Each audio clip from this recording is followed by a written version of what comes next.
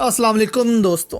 Yemen के ऐलान ने तो मुस्लिम दुनिया को बहुत खुश किया है कल कि वो भी इस जंग में शिरकत कर रहे हैं। देखें, मुसलमानों को हुक्म है कि जंग का ऐलान करके फिर दुश्मन मुल्क पर हमले किए जाएं, तो इसी तरह यमनी फोर्सेस ने भी किया और रात को ऐलान किया कि हम अब इस जंग में शामिल हो रहे हैं और उसके बाद फिर हमले शुरू कर दिए। अब यमन के बाद शुमाली कोरिया ने अब तक का सबसे बड़ा ऐलान कर दिया है, जिसको लेकर साउथ कोरिया में चीखें सुनाई दे रही हैं। आपके सामने नॉर्थ कोरिया का बयान रखते हैं और सऊदी सहाफ़ी ने दूसरी जानिब बेशर्मी की तमाम हदें दोस्तों पार कर डाली हैं। फ़लस्तीन के खिलाफ क्या कुछ बोलता रहा है ये सऊदी जर्नलिस्ट, क्या ये सऊदी जर्नलिस्ट सऊदी अरब की पॉलिसी बयान करता है? ये सारी डिटेल्स भी आपके सामने रखेंगे। सबसे पहले किम जोंग उन के बयान के बारे में बताएं तो उन्होंने ऐलान कर दिया है कि फ़लस्तीन की मदद की जाए और इस खबर को साउथ कोरिया ने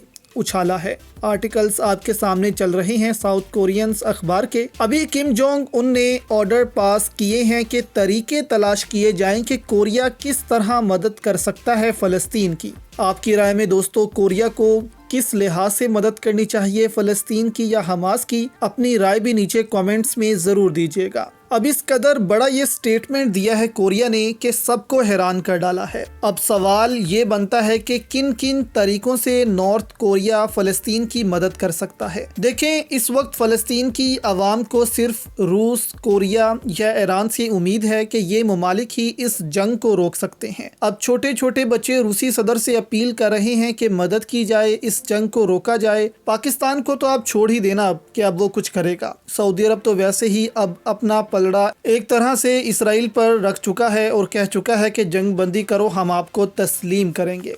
इस कदर कमज़ोर स्टेटमेंट दिया है सऊदी अरब ने जिसको सुनकर ही शर्म आ जाए। अब कोरिया दो तरीकों से दोस्तों फ़लस्तीन की मदद कर सकता है। सबसे पहले तो वेपन्स फ्राहम करके इस वक्त सबसे ज़्यादा जिस चीज़ की नीड है हमास को वो है हथियार, क्योंकि इसराइली फोर्सेस गजा में दाखिल हो चुकी हैं और ग्राउंड ऑपरेशन शुरू हो चुका है। यहाँ पर कोरिया अपने हथियारों से हमास की मदद कर सकता है। हमास ने मुस्लिम दुनिया से अपील की है, 10% असला मांगा है। सबको मालूम है कि मुस्लिम दुनिया ऐसा नहीं करेगी अमेरिका के डर से, इसलिए यहाँ पर कोरिया हमास को हथियार फराहम करे ताकि हमास की मदद हो सके। कैसे करना है, किस तरीके से वहाँ जाएगा, ये सब कुछ ईरान को मालूम है। दूसरा, यहाँ पर खुराक देकर भी मदद की जा सकती है, क्योंकि खाना पानी सब कुछ बंद किया हुआ है इसराइल ने फ़लस्तीन का, तो ये मदद भी कर सकता है कोरिया। लेकिन ये मदद मुस्लिम ममालिक भी कर रहे हैं। सिर्फ ऐसी मदद करने में मुस्लिम ममालिक आगे आगे होते हैं, तो यहाँ पर अगर हथियारों से ही मदद करे कोरिया तो ये बहुत अच्छा होगा। दूसरी जाने दोस्तों आपको बताएं कि सऊदी सहाफ़ी ने मुस्लिम दुनिया का ही सर शर्म से झुका दिया है।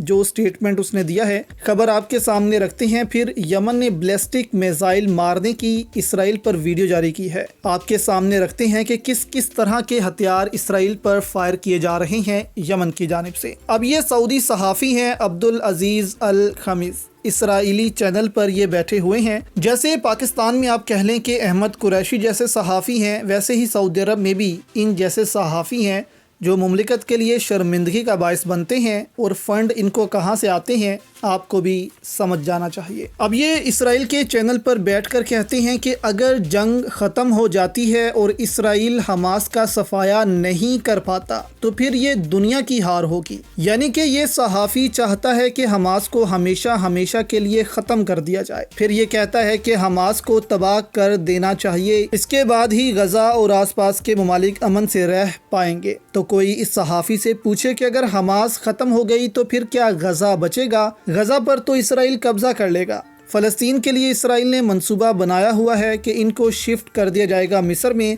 मिस्र इन 20 लाख फ़लस्तीनियों को पालेगा और गजा फिर इसराइल का हो जाएगा। इसराइल इसको कंट्रोल करेगा। और इस सहाफ़ी को कोई ये भी बताए कि गजा के बाद इसराइल सऊदी अरब की ज़मीन पर भी कब्जा कर लेगा, क्योंकि इसने ग्रेटर इसराइल बनाना है। और इस वक्त फिर सऊदी अरब के लिए कोई मदद को नहीं आएगा, जिस तरह आज सऊदी अरब गजा की मदद को नहीं आ रहा। इसके अलावा दोस्तों ये वीडियो यमन के हूसी बागियों की जानिब से रिलीज़ की गई है, जिसमें आप देख सकते हैं कि पहले यमन से बैलिस्टिक بیلسٹک میزائل چلایا گیا ہے اسرائیل کی طرف، اور پھر اس کے بعد ڈرونز بھی چلائے گئے ہیں اسرائیل کی طرف۔ یہ ڈرونز خود جا کر ٹارگٹ پر گرتے ہیں اور بہت تباہی مچاتے ہیں۔ دوسری طرف اعلان کیا گیا ہے یمنی فورسز کی جانب سے بھی کہ جب تک غزہ میں آپریشن بند نہیں ہوگا تب تک یہ حملے اسرائیل پر ہوتے جائیں گے، اور یمن کی فورسز، حوثی باغی سب مل کر یہاں پر اسرائیل کے ایلت شہر پر بمباری کر رہے ہیں، اور اگر اس شہر کی بندرگاہ کو دوستوں یہ تباہ کرنے میں کامیاب ہو جاتے ہیں تو ریڈ سی میں اسرائیل کی ساری بحری طاقت ختم ہو جائے گی،